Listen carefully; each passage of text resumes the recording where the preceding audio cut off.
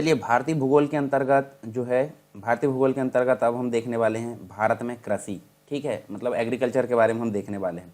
तो एग्रीकल्चर क्या होती है विश्व के भूगोल में हमने विशेष रूप से देख लिए।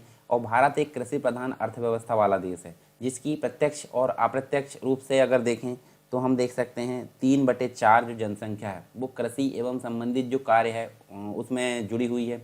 और इसी मतलब इस मतलब जो कंप्लीट क्लास है इसमें हम देखने वाले हैं कृषि से संबंधित।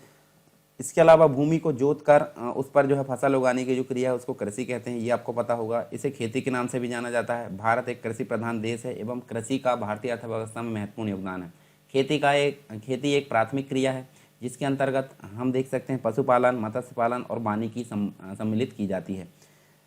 यहाँ हम बात करेंगे विशेष रूप से कृषि से संबंधित और कुछ उसके एमसीक्यूज को हल करेंगे। तो देखिए भारत में जो फसल ऋतु है उनकी बात करें यहाँ तो 3 प्रकार से उसको बांटा गया है। कौन कौन सी? खरीफ की फसल, रबी की फसल और जायद की फसल। तो जून से जुलाई के मध्य जो शुरू की जाती है और अक्टूबर से नवंबर के मध्य जो काट ली जाती है मतलब कंप्लीट हो जाती है उसको बोला जाता है खरीफ की फसल, जिसके अंतर्गत जो है मानसून पर आधारित होती है। मानसून का जुआ इसको बोला जाता है। और सोयाबीन, धान, मक्का, ज्वार और इस प्रकार की जो भी फसलें हैं वो कहाँ पे आती है? खरीफ की फसल में आती है। फिर देखें रबी की फसल। रबी की फसल मतलब खरीफ के बाद यानी कि नवंबर दिसंबर में शुरू की जाती है, मार्च अप्रैल में कंप्लीट हो जाती है। तो इनको बोला जाता है रबी की फसल, जैसे कि गेहूँ, चना, मटर, ये जो अलसी है, सरसों है, राई, जो ये सभी कहाँ आ जाती है? रबी की फसल में। फिर जायद की फसल अगर बात करें तो जिन किसानों के पास सिंचाई की उत्तम व्यवस्था नहीं है, ठीक सॉरी उत्तम व्यवस्था, सिंचाई की उत्तम व्यवस्था है, तो मार्च और जून के बीच में यानी कि गर्मी के दिन में जहाँ पे पानी की अधिक आवश्यकता होती है तो रबी और खरीफ के मध्यवर्ती काल में ये जो होती है ये फसल उगाई जाती है। तो इनको बोला जाता है जायद की फसलें। नकदी फसलें भी इनको बोला जाता है, जैसे सब्जियां है, तरबूज है, खीरा, ककड़ी, मूंग, उड़द, ये चारे की फसल, बहुत सारी चीज़ यहाँ देखने को मिलती है। तो मुख्य रूप से कुछ खाद्यान्न के बारे में हम देख लेते हैं यहाँ पे। जैसे चावल की बात करें तो चावल मुख्य रूप से अधिकतर जो जनसंख्या है उसका प्रमुख भोजन माना जाता है। उष्ण आर्द्र कटिबंधीय फसल इसको बोला जाता है। खास करके पश्चिम बंगाल में जो जलवायु की अनुकूलता उसके कारण यहाँ पे 2 से 3 फसल यहाँ पे उगाई जाती है। ठीक है। इसके अलावा पंजाब व हरियाणा पारंपरिक रूप से चावल उत्पादक राज्य नहीं है, परंतु बाद में 1967-68 में इसको प्रारंभ कर लिया जाता है। फिर बात करें गेहूं की तो गेहूं एक शीतोष्ण कटिबंधीय फसल है। इसे शरद अर्थात रबी ऋतु में बोया जाता है और 85% क्षेत्र भारत के उत्तरी भाग में ही केंद्रित है, बाकी अन्य भागों में हमको देखने को मिलता है 14%। ठीक है।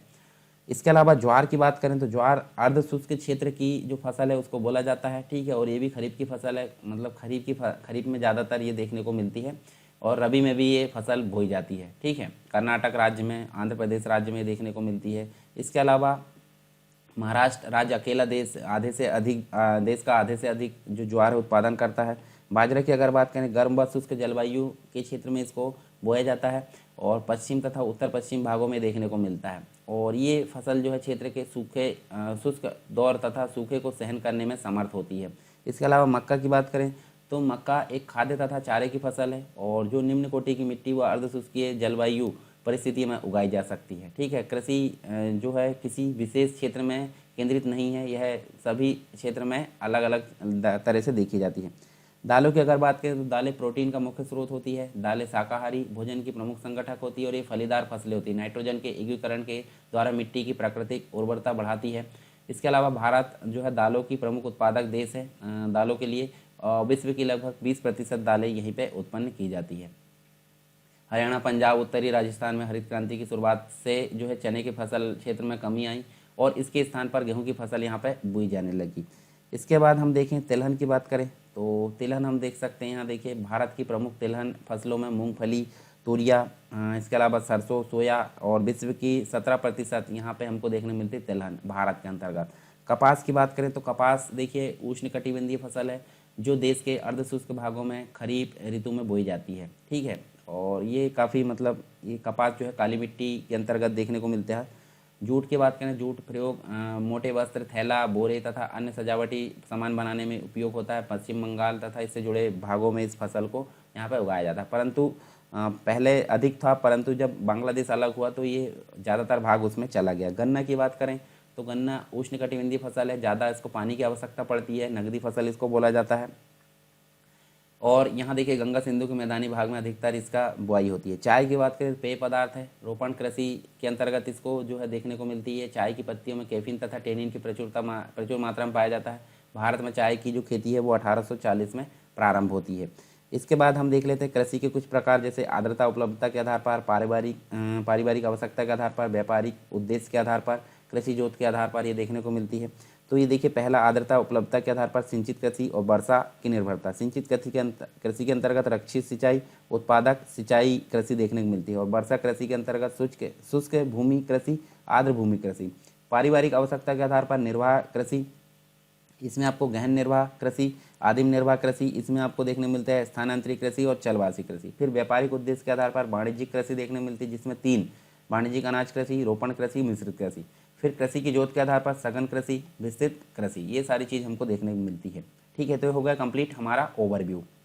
यदि आप एमपीपीएससी और एमपी पुलिस की तैयारी कर रहे हैं तो अनअकैडमी में लेकर आया आपकी फ्री टेस्ट सीरीज। ये फ्री टेस्ट सीरीज में आपको क्या मिलेगा, चैंपियनशिप टेस्ट सीरीज यहाँ पे चल रही है एमपीपीएससी प्रीलिम्स 2020 के लिए, और इसमें आप पार्टिसिपेट कर सकते हैं। विभिन्न तारीखों पे यहाँ पे ये टेस्ट सीरीज होगी, और यहाँ पे टॉप 3 रैंकर्स को मिलेगा 1 मंथ का फ्री सब्सक्रिप्शन अनअकैडमी की तरफ से। और साथ ही साथ यदि आप एमपी पुलिस और एमपीएसआई की तैयारी कर रहे हैं तो सेम यही प्रोसेस होगी, और टॉप 3 रैंकर्स को यहाँ पे मिलेगा 1 महीने का फ्री सब्सक्रिप्शन अनअकैडमी की तरफ से। विभिन्न तारीखों में यहाँ पे ये टेस्ट सीरीज चलने वाली है। और साथ ही साथ यदि आप प्लस फीचर्स की तरफ जाते हैं अनअकैडमी के, प्लस सब्सक्रिप्शन लेना चाहते हैं, तो मैं आपको बता दूं फ्री और प्लस वाले प्लान में क्या डिफरेंस है। यहाँ पे फ्री वाले प्लान में यहाँ पे सिलेबस है वो लिमिटेड है, लिमिटेड प्रैक्टिस टेस्ट यहाँ पे चलेंगे, लिमिटेड पीडीएफ नोट्स है, और यहाँ पे डाउट क्लियरिंग सेशन यहाँ पे टॉप एजुकेटर्स के द्वारा वो यहाँ पे रहेंगे पूरे लिमिटेड। और यदि आप प्लस सब्सक्रिप्शन इसमें लेंगे तो यहाँ पे ये सारे हो जाएंगे अनलिमिटेड कोर्स यहाँ पे चल रहा है अनअकैडमी के। और यहाँ पे अचीवर्स बैच है हिंदी माध्यम के विद्यार्थियों के लिए, MPPSC prelims 2020 sprint course through MCQ, और यहाँ पे 18 फरवरी से ये शुरू हो चुका है। फाउंडेशन बैच है इंग्लिश मीडियम के विद्यार्थियों के लिए, और यहाँ पे 18 फरवरी से ये भी स्टार्ट हो चुका है। साथ ही साथ लक्ष्य एमपीपीएससी 2022 है, यहाँ पे फाउंडेशन कोर्स और एमपीपीएससी प्रीलिम्स एंड मेंस दोनों के लिए है हिंदी माध्यम के विद्यार्थियों के लिए। 19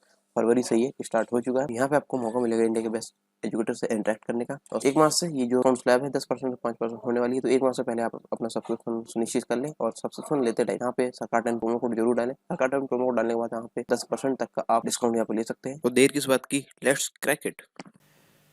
अब हम बात कर लेते हैं अभ्यास प्रश्नों की, जो कि विगत वर्षों में पीसीएस आईएएस में पूछे गए हैं, और कुछ मॉडल क्वेश्चन आंसर हम यहाँ पे देखेंगे। और इस प्रकार हमारा जो कृषि से रिलेटेड सारा टॉपिक यहाँ पे कंप्लीट हो जाएगा। तो उसमें देखें सीरीज में, तो पहला क्वेश्चन हमको देखने को मिलता है, देश में एग्रो इकोलॉजिकल क्षेत्र जो है वो कितने हैं, तो वो हमको देखने को मिलते हैं 20 यहाँ पे डी नंबर का राइट आंसर है। और देखिए भारत को जो है 15 कृषि जलवायु क्षेत्र प्रदेशों और 20 कृषि पारिस्थितिक प्रदेश, 60 उप कृषि पारिस्थितिक प्रदेशों में विभाजित किया गया है, तो ये भी आपको ध्यान में रखना है। इसके अलावा भारत की जो खाद्य एवं पोषण सुरक्षा के संदर्भ में विभिन्न फसल की बीज प्रतिस्थापन दरों को बढ़ाने से भविष्य के खाद्य उत्पादन लक्ष्यों को प्राप्त करने में मदद मिलती है, किंतु इसके अपेक्षाकृत विस्तृत और बड़े कार्यान्वयन में क्या बाध्यताएं आती है। ठीक है, तो यहाँ सही उत्तर का चुनाव करना है। कोई भी राष्ट्रीय बीज नीति नहीं बनी है, ये गलत है। निजी क्षेत्र की बीज कंपनियों की उद्यान कृषि फसलों की रोपण सामग्री और सब्जियों की गुणवत्ता वाले बीज की पूर्णता में कोई सहभागिता नहीं, ये भी गलत है। निम्न मूल्य और वह उच्च परिमाण वाली जो फसल है उसके मामले में गुणवत्ता वाले बीज के बारे में मांग पूर्ति अंतराल है, तो यही ऑप्शन बस सही है, यानी कि तीसरा नंबर बस सही है। देखिए बी नंबर का हमारा राइट आंसर होगा। देश में प्रथम कृषि विश्वविद्यालय की स्थापना किस वर्ष हुई थी, तो ये हुई थी 1960 में। ठीक है, बी नंबर का राइट आंसर। और देश में जो प्रथम कृषि विश्वविद्यालय 1960 में, देखिए जो भारत के प्रथम प्रधानमंत्री थे जवाहरलाल नेहरू, 17 नवंबर 1960 को उत्तर प्रदेश में कृषि विश्वविद्यालय यूपीएयू के रूप में इसका उद्घाटन तत्कालीन उत्तर प्रदेश के पंतनगर में इसका किया गया था। ठीक है, वर्तमान में उत्तराखंड में देखने को मिलती है। देखिए 1972 में इसका नाम जो है गोविंद बल्लभ पंत कृषि एवं प्रौद्योगिकी विश्वविद्यालय कर दिया गया, ये भी आपको याद रखना है। और इस विश्वविद्यालय को हरित क्रांति का अग्रदूत भी माना जाता है। फिर नेक्स्ट क्वेश्चन है, नेक्स्ट देखिए यहाँ पे, निम्नलिखित में से कौन सी मिश्रित खेती की प्रमुख विशेषता है, तो मिश्रित खेती की प्रमुख विशेषता हमको देखने को मिलती है। देखिए नकदी और खाद्य दोनों शस्यों की जो साथ साथ खेती, ये भी गलत है। 2 या 2 से अधिक शस्यों को एक ही खेत में उगाना, ये भी गलत। पशुपालन और शस्य उत्पादन को एक साथ करना, ये बिल्कुल सही है। ठीक है, तो ये तो गलत होगा, सी नंबर का हमारा राइट आंसर होगा। भारतीय कृषि में जो है निम्न उत्पादकता का क्या कारण होता है। निम्न उत्पादक का क्या कारण होगा, तो यहाँ हमको बताना, देखिए आवश्यकता से अधिक लोगों का कृषि कार्यों में लगा होना, बिल्कुल सही। जोत का आकार छोटा होना, ये भी बिल्कुल सही। जनसंख्या बढ़ने के साथ ही समस्या पैदा हो रही। उत्पादन की पिछड़ी तकनीक, ये भी बिल्कुल सही है। तो उपरोक्त सभी, यानी कि डी नंबर का हमारा राइट आंसर होगा, उपरोक्त सभी। नॉर्मन अर्नेस्ट बोरलॉग, जो कि हरित क्रांति के जनक माने जाते हैं, ये विश्व लेवल पर थे, अंतर्राष्ट्रीय स्तर पर। तो ये मैक्सिको के थे, मैक्सिको के थे। अच्छा, भारत के स्तर पर जो हरित क्रांति के जनक है वो कौन माने जाते हैं, तो आपको बताना है कमेंट बॉक्स में, ठीक है। हरित क्रांति संबंधित है, किससे संबंधित है, ये मुख्य रूप से गेहूं से संबंधित, गेहूं उत्पादन से। नेक्स्ट है, स्वतंत्रता प्राप्ति के बाद से जो है भारत ने सर्वाधिक प्रगति की है। तो स्वतंत्रता प्राप्ति के बाद भारत ने सर्वाधिक प्रगति जो है किसमें की है, गेहूं के उत्पादन में। डी नंबर का राइट आंसर होगा। दिए गए जो कोट है उसमें उसकी सहायता से हरित क्रांति के घटक चुनिए। तो यहाँ देख सकते हैं, देखिए उच्च उत्पादन देने वाली किस्मों के बीच, बिल्कुल सही। सिंचाई, ये भी सही है। ग्रामीण विद्युतीकरण, ये भी सही। ग्रामीण सड़कें और विपणन, ये भी सही है। तो सभी यहाँ पे राइट आंसर होंगे, यानी कि डी नंबर का राइट आंसर होगा, जो कि हरित क्रांति के घटक है। उसके बाद नेक्स्ट जो है, सूची 1 को सूची 2 से यहाँ पे सम्मिलित करना है। तो यहाँ देख सकते हैं हम, देखिए खाद्य उत्पादन में वृद्धि किससे हुई है, ये हरित क्रांति से हुई है, सही है इसके सामने। दुग्ध उत्पादन की बात करें तो ये नीली क्रांति नहीं, ये श्वेत क्रांति थी। मत्स्य पालन, ये थी नीली क्रांति। उसके बाद उर्वरक की अगर बात करें तो भूरी क्रांति। तो ये इस हिसाब से देखें तो ए नंबर का हमारा राइट आंसर होगा। इसके बाद अन्य जो क्रांति है वो भी आप यहाँ देख सकते हैं, स्क्रीनशॉट लेकर आप पढ़ सकते हैं इनको। निम्नलिखित में से कौन एक रबी की फसल है। रबी की फसल मतलब जो हम देख सकते हैं नवंबर दिसंबर में बोई जाती है, मार्च अप्रैल में काट ली जाती है। तो मार्च अप्रैल में कौन सी, यहाँ पे देखिए कपास तो खरीफ की फसल है, अरहर भी खरीफ की फसल है, सरसों भी हम देखें तो यहाँ देखिए सरसों है। ये मक्का तो खरीफ की फसल है, सरसों यहाँ पे देखने को मिलेगी रबी की फसल, जो कि गेहूँ बोते हैं ना तभी यहाँ पे उगाई जाती है। और कुछ और हम देख लेते हैं, जैसे रबी की फसल और मुख्य जो फसलें हैं वो हम यहाँ पे देख सकते हैं, ठीक है। गेहूं की अच्छी खेती के लिए निम्नलिखित में से कौन सा एक पारिस्थितिकी समुच्चय आवश्यक है। तो यहाँ देखिए मध्य ताप होना चाहिए, सिंपल सी बात है। ठंड और गर्मी का दोनों का मौसम ही होता है, और मध्यम वर्षा भी यहाँ पे होनी चाहिए, ठीक है। तो ये दोनों ही चीज़ें किसके लिए अच्छी होती है, गेहूं के लिए। बाकी उच्च ताप और भारी वर्षा ये नहीं होता, उच्च ताप और मध्यम वर्षा ये भी नहीं होता, निम्न ताप और निम्न वर्षा ये भी नहीं। तो ए नंबर का हमारा राइट आंसर होगा। निम्नलिखित में से कौन सा एक गेहूं की फसल का रोग है। गेहूं की फसल का रोग हम देख सकते हैं, ब्लास्ट भी नहीं है, डस्ट भी नहीं है, टिक्का भी नहीं है, तो ये रस्ट है। रस्ट यहाँ गेहूं की फसल का रोग है। और आप यहाँ देख भी सकते हैं, देखिए कौन कौन से रोग होते हैं गेहूं में। गेहूं में देखिए कौन कौन से होते हैं, धान में, मक्का में, मूंगफली में, सोयाबीन में, बाजरा में, गन्ना में, ज्वार में। इन सभी रोगों को आप ध्यान में रखिए, इनसे बनने वाले क्वेश्चन भी आपको देखने को मिलेंगे। निम्नलिखित फसलों पर विचार करना है और खरीफ की फसल है। तो खरीफ की फसल कौन कौन सी है, कपास भी है, धान भी है, मूंगफली भी, परंतु गेहूं जो है रबी की फसल है। तो चौथा को छोड़कर 1 2 3 यहाँ देखने को मिलेंगे, 1 2 3 सी नंबर का राइट आंसर। नेक्स्ट है, चावल की जो खेती है उसके लिए आदर्श जलवायु परिस्थितियाँ होती है। तो कौन सी होती है, 100 सेंटीमीटर के ऊपर वर्षा होनी चाहिए, 25 डिग्री तापमान से ऊपर होना चाहिए। तो यही हमारा राइट आंसर होगा, ए नंबर का, ठीक है। बाकी सभी गलत है, बी भी गलत है, सी भी गलत है और डी भी गलत। तो ए नंबर का राइट आंसर होगा। निम्नलिखित में से किन जिलों को कपास की खेती के लिए सफ़ेद सोने का क्षेत्र कहा जाता है। तो देखिए यहाँ पे मध्य प्रदेश के ज़िले की बात की जा रही है यहाँ पे। तो खंडवा और खरगोन ये जो है इनको बोला जाता है सफ़ेद सोने का क्षेत्र बोला जाता है। निम्न कथनों पर विचार करना है और सही कथन का चुनाव करना है। तो देखिए यहाँ पे भारत कपास के पौधे का आदि निवास है, बिल्कुल सही है। विश्व में भारत पहला देश है जहाँ कपास की संकर किस्म यानी कि हाइब्रिड जो प्रजाति है वो विकसित हुई, जिसके परिणाम स्वरूप वर्धित उत्पादन होता है, ये भी सही है। तो यहाँ देखिए सी नंबर का राइट आंसर है, 1 और 2 दोनों। भारत के किस राज्य में सर्वाधिक कॉफ़ी उत्पादन की जाती है। तो सर्वाधिक कॉफ़ी उत्पादन की अगर बात करें तो ये आपको देखने मिलेगी कर्नाटक के अंतर्गत। कर्नाटक में सबसे अधिक कॉफ़ी उत्पादन किया जाता है, डी नंबर का राइट आंसर। इसके अलावा आप देखें तो आपको चावल देखने मिलेगा, गेहूँ, गन्ना और मक्का, ये कौन कौन से राज्य में सबसे अधिक उत्पादन किया जाता है, ये आपको आंसर यहाँ पर देखने को मिलेगा। और यहाँ पे इसमें भी आप देख सकते हैं जैसे ज्वार है, बाजरा, कुल तिलहन है, कुल दालें हैं, कॉफ़ी है, चाय। इसके अलावा देखें तो कपास है, नारियल, रबर, फल उत्पादन, सब्जी, सोयाबीन, अरहर, चना, मूंगफली, रेपीसीड और सरसों, सूरजमुखी, जूट, जस्ता और कुल खाद्यान्न। तो ये सारी चीज़ आपको देखने मिलेगी यहाँ पे, स्क्रीनशॉट लेकर आप पढ़ सकते हैं। भारत में सोयाबीन का अग्रणी जो उत्पादक राज्य है वो कौन सा है। सोयाबीन का उत्पादक जो अग्रणी उत्पादक राज्य है वो मध्य प्रदेश के नाम से इसको जाना जाता है, ठीक है। निम्नलिखित में से कौन सा राज्य भारत का सबसे बड़ा जो है चाय उत्पादक है? तो भारत का सबसे बड़ा चाय उत्पादक आप देख सकते हैं ये है असम। असम यहाँ देखने को मिलेगा, ए नंबर का राइट आंसर। निम्नलिखित में से कौन सा राज्य भारतवर्ष में रबर उत्पादक राज्य है? तो भारत में रबर उत्पादक राज्य आपको देखने को मिलेगा ये केरल है। ठीक है, दक्षिणी जो राज्य है वो हमको देखने को मिलता है भारत का। इसके बाद सूची 1 को सूची 2 से मिलाना है। तो यहाँ देखिए एक क्षेत्र दिया है और एक स्थानांतरित खेती दिया है। ठीक है, तो उनको क्या क्या बोला जाता है कहाँ पर? तो जैसे पश्चिमी घाट की अगर बात करें तो इसको क्या बोला जाता है? इसको बोला जाता है कुमारी। दक्षिण पूर्वी राजस्थान की अगर बात करें तो इसको बोला जाता है बलतेरे, ये सही है। उसके बाद यहाँ देखिए जो उत्तर पूर्वी भारत है वहाँ इसको बोला जाता है झूम। और मध्य प्रदेश और छत्तीसगढ़ की अगर बात करें तो इसको बोला जाता है यहाँ पे दहिया। तो इस हिसाब से अगर देखें तो यहाँ पे ए नंबर का हमारा राइट आंसर होगा। और कौन सी चीज़ कहाँ देखिए यहाँ पे और देखें तो अलग अलग क्षेत्रों में इसको बोला जाता है। स्क्रीनशॉट लेकर आप इसको पढ़ सकते हैं या फिर पीडीएफ मिलेगी तो उसमें आप पढ़ लीजिए। सूची 1 को सूची 2 से मिलाना है। तो यहाँ देखिए कौन से बोर्ड कहाँ पे है? तो ये देखिए कॉफ़ी बोर्ड की अगर बात करें तो कॉफ़ी बोर्ड आपको कहाँ देखने मिलेगा? बेंगलुरु में, बिल्कुल सही है ये।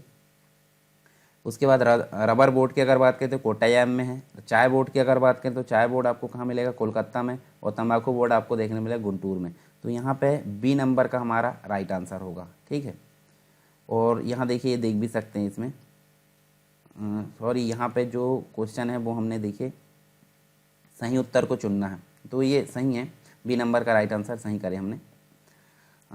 सूची 1 को सूची 2 से यहाँ पे मिलाना है फिर से। तो यहाँ देखिए एक तरफ कृषि का प्रकार दिया है और एक तरफ उसके संबंधित चीज़ें दी है। तो पहली बात करें सेरीकल्चर की, तो सेरीकल्चर किससे संबंधित? रेशम कीटों के संबंध में है। पिसीकल्चर की बात करें तो ये मत्स्य पालन से संबंधित। बीटीकल्चर जो है अंगूर से संबंधित है बीटीकल्चर। और हर्टिकल्चर की अगर बात करें तो सब्जी फलों से संबंधित है। तो यहाँ पे डी नंबर का राइट आंसर होगा। कुछ और आपको यहाँ दिख रहा है तो इनको भी आप पढ़ सकते हैं। निम्न कथनों पर विचार करना है और सही कथन का चुनाव करना है। तो जैविक कृषि में रासायनिक खाद की जगह जैविक खाद का प्रयोग किया जाता है, बिल्कुल सही है। जैविक विधि द्वारा खेती करने से उत्पादन की लागत कम होती है, ये भी बिल्कुल सही है। जैविक कृषि से कृषकों को आय अधिक प्राप्त होती है तथा अंतर्राष्ट्रीय बाजार की स्पर्धा में जैविक उत्पाद जो है अधिक खरे उतरते हैं, ये भी बिल्कुल सही है। भारत में जैविक कृषि के जनक के रूप में सुभाष पालेकर को जाना जाता है, ये भी बिल्कुल सही नहीं। 4 ऑप्शन सही है, तो मतलब क्या है? डी नंबर का राइट आंसर है। गहन निर्वाह कृषि के संदर्भ में नीचे दिए गए कथनों में जो है असत्य कथन को चुनना है। तो असत्य कथन कौन सा? पहले तो सही देखना पड़ेगा। तो देखिए इस प्रकार की कृषि में किसान एक छोटे भूखंड पर साधारण औजारों और अधिक श्रम की खेती करता है, ये तो सही है, पर यहाँ हमको गलत ढूंढना है। इस प्रकार की कृषि व्यापारिक आवश्यकता को पूरा करने के लिए की जाती है, ये गलत है। तो बी नंबर का हमारा सही होगा। बाकी देखिए इस प्रकार की कृषि में धान मुख्य फसल होती है, ये भी सही है। कृषि दक्षिण पूर्व एशिया एवं पूर्वी एशिया के सघन जनसंख्या वाले मानसूनी प्रदेशों में की जाती है। तो ए, सी और डी सही है, बी नंबर का हमारा गलत है, तो इसलिए यही सही होगा। असत्य कथन को चुनना था। इसके बाद है आदिम जो कृषि होती है उसके संदर्भ में नीचे दिए गए कथनों में सत्य कथन को यहाँ पे देखना है।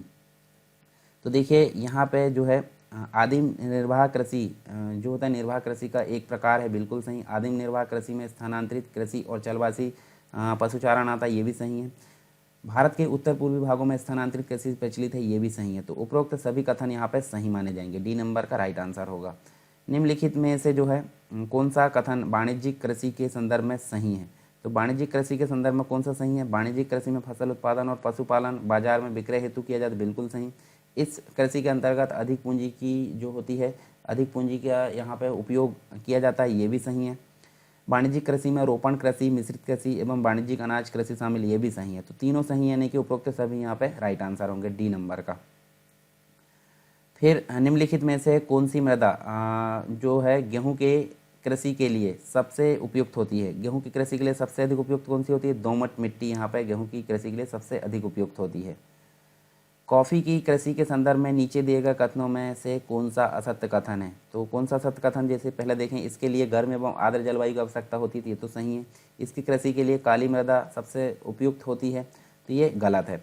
इस कृषि की वृद्धि के लिए पर्वतीय ढाल सर्वाधिक उपयुक्त होती है, ये भी सही है। कर्नाटक भारत में कॉफ़ी का एक प्रमुख उत्पादक राज्य, ये भी सही है। तो यहाँ देखिए बी नंबर का हमारा गलत है, यानी कि राइट आंसर भी बी ही होगा। निम्नलिखित में से किसे सुनहरा रेशा के नाम से जाना जाता है? सुनहरा रेशा जाना जाता है पटसन को, ए नंबर का राइट आंसर होगा। चाय की कृषि के संदर्भ में नीचे दिए गए कथनों में असत्य कथन को चुनना है। तो देखिए यहाँ चाय की कोमल पत्तियों की वृद्धि के लिए ठंडी जलवायु की आवश्यकता होती है, सही है। इसकी कृषि के लिए वर्ष भर समवितरित उच्च वर्षा की आवश्यकता होती है, ये भी सही है। चाय की कृषि के लिए लेटेराइट और मृदा और मंद ढाल की आवश्यकता होती है, ये भी सही है। पत्तियों के चुनने के लिए अधिक संख्या में मशीनों का प्रयोग, ये गलत है। मशीनों का प्रयोग नहीं किया जाता है, यहाँ पे इंसानों का प्रयोग ज़्यादा किया जाता है। तो डी नंबर का हमारा राइट आंसर होगा। निम्नलिखित में से कौन सी दलहन फसल का जो है मृदा की उर्वरता में वृद्धि में कोई योगदान नहीं होता? तो दलहन फसल का जो है मृदा की उर्वरता में वृद्धि से कोई योगदान नहीं होता, यानी कि ये आहार है, जिसे तुअर के नाम से जाना जाता है। उत्तर भारत में शीत ऋतु में पश्चिमी विक्षोभ शीतोष्ण जो चक्रवाती से होने वाली जो वर्षा होती है किन फसलों के लिए सबसे अधिक उपयुक्त होती है? तो ये रबी की फसल के लिए ज़्यादा उपयुक्त होती है। मोटे अनाज के संबंध में निम्नलिखित में से कौन सा कथन सही है? तो देखिए मोटे अनाज में पोषक तत्वों की मात्रा अत्यधिक होती है, बिल्कुल सही। ज्वार बाजरा रागी भारत में उगाए जाने वाले मुख्य मोटे अनाज है, ये भी सही। मिलेट मोटे अनाज के रूप में जानी जाती है, तो ये भी सही है। तो ये उपरोक्त सभी यहाँ पे सही यहाँ पे होंगे, डी नंबर का राइट आंसर। रबड़ की जो फसल उसके संदर्भ में निम्नलिखित में से कौन सा कथन असत्य है? असत्य मतलब पहले सही देखना पड़ेगा। तो यह एक भूमध्य रेखीय फसल, ये भी सही है। इस फसल के लिए 200 सेंटीमीटर से अधिक वर्षा की आवश्यकता होती है, ये भी सही है। इसके अलावा रबर फसल की वृद्धि के लिए 20 डिग्री सेल्सियस से कम तापमान होना आवश्यक होता है, तो ये गलत है। उपरोक्त में से कोई नहीं, तो ये भी यहाँ तो गलत ही होगा। तो सी नंबर का हमारा राइट आंसर होगा, ये असत्य है। ठीक है, तो यहाँ देखिए जो रबर की फसल है 200 सेंटीमीटर वर्षा और 25 डिग्री सेल्सियस से अधिक तापमान यहाँ पर होना चाहिए। ठीक है, केरल तमिलनाडु और अन्य जो क्षेत्र है इसमें देखने को मिलता है उत्पादन। किस पंचवर्षीय योजना के अंतर्गत भूमि सुधार कार्यक्रम को लागू किया था? तो कृषि में फोकस कब किया गया था? प्रथम पंचवर्षीय। तो यहाँ पे हम देख सकते हैं प्रथम पंचवर्षीय योजना यहाँ पे राइट आंसर होगा। 1950 के दशक में प्रारंभ हुए भूदान आंदोलन का जनक किसे माना जाता है? तो आचार्य विनोबा भावे को इसका जो है जनक माना जाता है, बी नंबर का राइट आंसर है। चाय की कृषि के लिए संदर्भ में नीचे दिए गए कथनों पर विचार कीजिए और सत्य कथन का चुनाव करना है। तो चाय का पौधा शीत जलवायु में विकसित होता है, गलत है। पाला रहित जलवायु चाय की कृषि के प्रतिकूल है, गलत है। चाय एक श्रम सघन उद्योग है, ये बिल्कुल सही है। तो देखिए बी नंबर का राइट आंसर केवल 3। नीचे दिए गए कथनों पर विचार करना है और देखिए यहाँ पर सत्य कथन का चुनाव करना है। तो ज्वार बाजरा रागी भारत में उगाए जाने वाले मोटे अनाज, बिल्कुल सही। मोटे अनाज में पोषक तत्व का अभाव, ये गलत है क्योंकि यहाँ बहुत अधिक मात्रा होती है। तो एक बस सही है, यानी कि केवल एक, ए नंबर का राइट आंसर होगा। नीचे दिए गए कथनों पर विचार करना है और सत्य कथन का चुनाव करना है। तो यहाँ देखिए रबी की फसलों को शीत ऋतु में अक्टूबर से दिसंबर के मध्य काट लिया जाता है, गलत है। ये मार्च अप्रैल के मध्य यहाँ काटी जाती है। तरबूज खरबूज खीरा जो जायद की फसल है, नकदी फसल का उदाहरण, ये सही है, 2 नंबर का, मतलब बी नंबर का राइट आंसर है, केवल 2। कृषि के संबंध में नीचे दिए गए कथनों पर विचार करना है। तो देखिए यहाँ पे हम देख सकते हैं कौन से कथन सत्य है। रोपण कृषि से जो है प्राप्त कच्चा माल उद्योग में कच्चे माल के रूप में प्रयोग किया जाता है। ठीक है, तो ये सही है। रोपण कृषि एक जो है प्रकार की वाणिज्यिक कृषि, बिल्कुल सही। चाय कॉफ़ी रबर आदि रोपण फसलें हैं, ये भी सही है। तो 1 2 3 यानी डी नंबर का राइट आंसर होगा। नीचे दिए गए कथनों पर विचार करना है और सही कथन का चुनाव करना है। तो देखिए बूदन और नीलगिरी की जो पहाड़ियाँ उसमें चाय की कृषि प्रसिद्ध है, बिल्कुल सही। रबर की जो फसल है उसके लिए 200 सेंटीमीटर से अधिक वर्षा और साथ में 20 डिग्री सेल्सियस तापमान से 25 डिग्री सेल्सियस तापमान से अधिक होना चाहिए। तो ये दूसरा, पहला और दूसरा दोनों सही है, सी नंबर का राइट आंसर होगा। नीचे दिए गए कथनों पर विचार करना है और यहाँ पर सत्य कथन का चुनाव करना है। भारत की लगभग 70% जनता कृषि पर निर्भर है, ये गलत है। महाराष्ट्र गुजरात मध्य प्रदेश कृषि की अग्रणी उत्पादक राष्ट्र है, ये भी गलत है। तो ना तो 1 ना तो 2, तो डी नंबर का हमारा राइट आंसर। और यहाँ हम देख लेते हैं तो देखिए 50% जनसंख्या यहाँ है। और इसके अलावा जो कपास के पौधे हैं उसका मूल स्थान देखें तो यहाँ देखिए महाराष्ट्र गुजरात मध्य प्रदेश कर्नाटक आंध्र प्रदेश तमिलनाडु पंजाब हरियाणा, इन क्षेत्रों में देखने को मिलता है। काली मिट्टी इसके लिए ज़्यादा उपयुक्त होती है।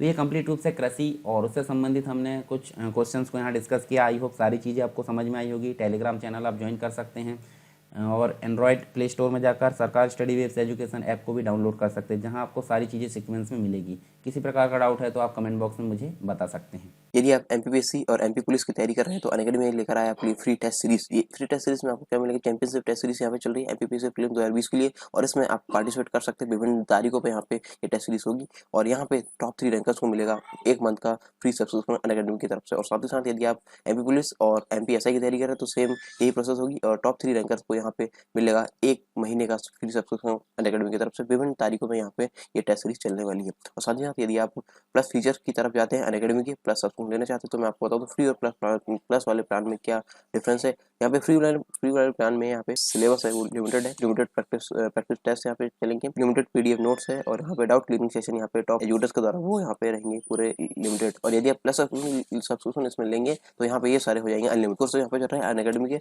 और यहाँ पे अचीवर्स बैच है हिंदी माध्यम के विद्यार्थियों के लिए, MPPSC prelims 2020 sprint course through MCQ, और यहाँ पे 18 फरवरी से ये शुरू हो चुका है। फाउंडेशन बैच है इंग्लिश मीडियम के विद्यार्थियों के लिए और यहाँ पे 18 फरवरी से ये भी स्टार्ट हो चुका है। साथ ही साथ लक्ष्य एमपीपीएससी 2022 है, यहाँ पे फाउंडेशन कोर्स और एमपीपीएससी प्रीलिम्स और मेंस दोनों के लिए है हिंदी माध्यम के विद्यार्थियों के लिए। 19 फरवरी से ये स्टार्ट हो चुका है। यहाँ पे आपको मौका मिलेगा इंडिया के बेस्ट एजुकेटर से इंटरेक्ट करने का। और 1 माह से ये जो फॉर्म स्लैब है 10% से 5% होने वाली है, तो 1 माह से पहले आप अपना सब्सक्रिप्शन सुनिश्चित कर लें। और सब्सक्रिप्शन लेते टाइम यहाँ पे सरकार टाइम प्रोमो कोड जरूर डालें। सरकार टाइम प्रोमो कोड डालने के बाद यहाँ पे 10% तक का आप डिस्काउंट यहाँ पे ले सकते हैं। तो देर किस बात की, लेट्स क्रैक इट।